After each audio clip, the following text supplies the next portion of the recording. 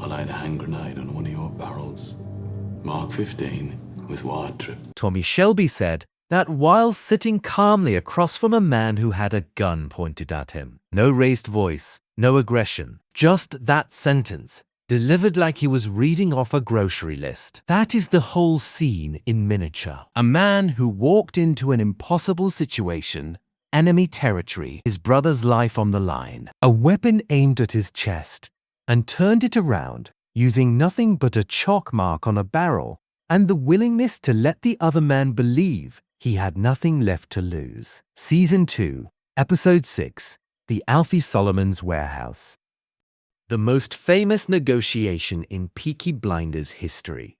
And the scene that tells you everything you need to know about how Tommy Shelby's mind actually works. The setup: Tommy was already losing before he walked in. To understand why this scene is so impressive, you need to understand exactly how bad Tommy's position was before he set foot in that warehouse. Alfie Solomons had switched sides. He was supposed to be an ally, a fellow gang leader, a business partner, someone whose interests aligned with the Peaky Blinders. Instead, he had gone to the Italians. He had sided with Sabini. And as part of that arrangement, Arthur Shelby had been arrested and was facing the noose. That is the situation Tommy is walking into. His brother is in a cell, waiting to be hanged. The man responsible is Alfie Solomons, who has the home advantage. His warehouse, his men, his territory. Alfie feels completely in control. So in control, in fact,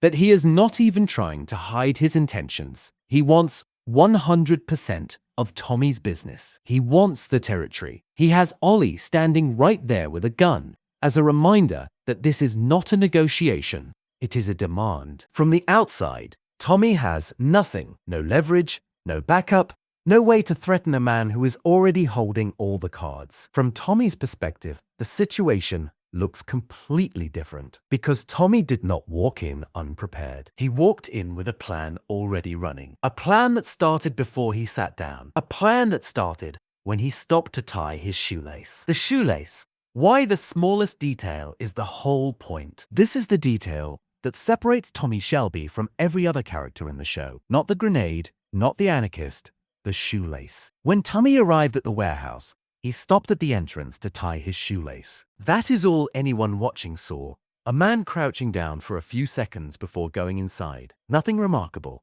Nothing worth remembering, except Tommy was not tying his shoelace. He was placing a chalk mark on a barrel at knee height. Specific mark, a specific height. Enough information to tell him, and later to convince Alfie, exactly where a grenade would be sitting if he had placed one there. That mark was the foundation of everything that followed. Without it, the grenade story is just words. With it, it becomes something Alfie's own man can verify. When Tommy describes the chalk mark, and Ollie confirms he saw it, the bluff stops being a bluff and starts being a possibility Alfie cannot afford to dismiss. The lesson here is not about grenades or chalk marks. It is about preparation. Tommy knew, before he walked through that door, that the conversation inside was not going to go in his favor by default.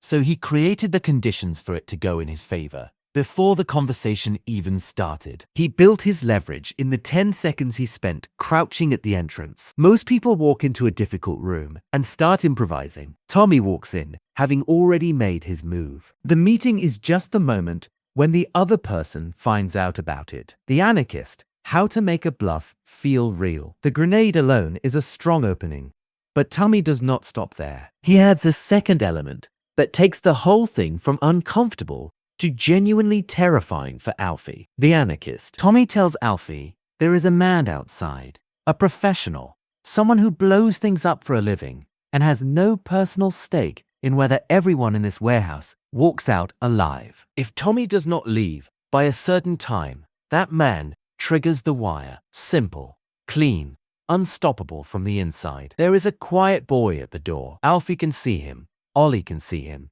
He is there. He exists. And that existence, that one visible, verifiable detail, makes the rest of the story land harder than it would if Tommy had just described an invisible threat. This is how bluffing actually works at the highest level. You do not invent a story from nothing. You build it around real, checkable facts. The chalk mark is real. The boy at the door is real.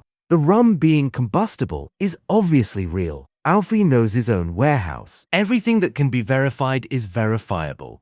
The grenade itself and the trigger wire are the only parts that cannot be confirmed. And by the time Alfie is trying to work out whether those parts are true, he is already inside a story, built from too many real things to dismiss. Tommy gives Alfie just enough truth to make the lie believable. The "I'm already dead" move. The most dangerous thing you can say here is the line that actually wins the room. And I don't care, because I'm already dead. That sentence does something that no threat, no gun, and no grenade can do on its own. It removes Tommy from the equation entirely. You cannot threaten a man who tells you he does not care if he lives. You cannot negotiate with someone by holding their life over them if they have already decided their life is not the thing they are protecting. Alfie's entire position depends on Tommy wanting to survive. The gun, the warehouse, the men, the power imbalance,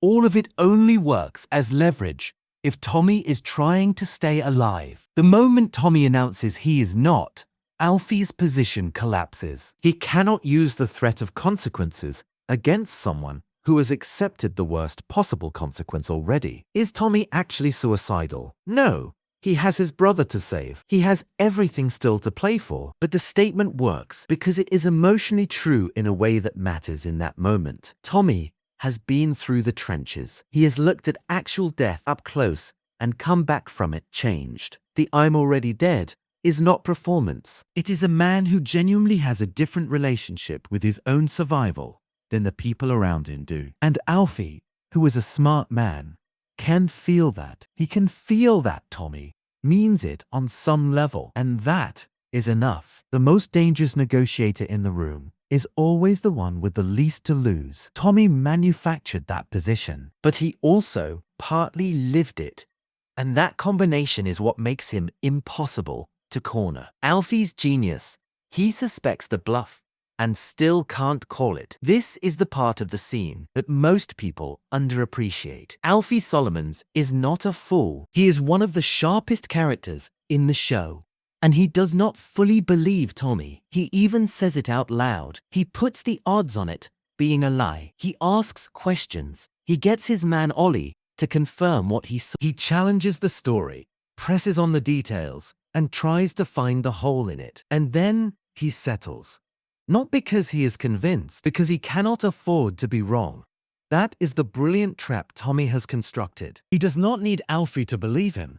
He only needs Alfie to be uncertain. Because a man in Alfie's position, sitting on top of a warehouse full of combustible rum, with a chalk mark on a barrel he cannot explain away, and a man he knows is dangerous sitting across from him, cannot afford to gamble on the small chance that Tommy is telling the truth. The cost of being wrong is everything. The cost of believing Tommy and settling is just business. Alfie is a businessman. He does the maths, and the maths says, given the 35% and stay alive, Tommy did not need a real grenade. He needed a real enough grenade, and the chalk mark, the boy at the door, and his own unshakable calm made the grenade real enough. The negotiation, how he gets from 100% to 35%. Watch how the numbers move in this scene. It is a masterclass in controlled negotiation under pressure. Alfie starts at 100%.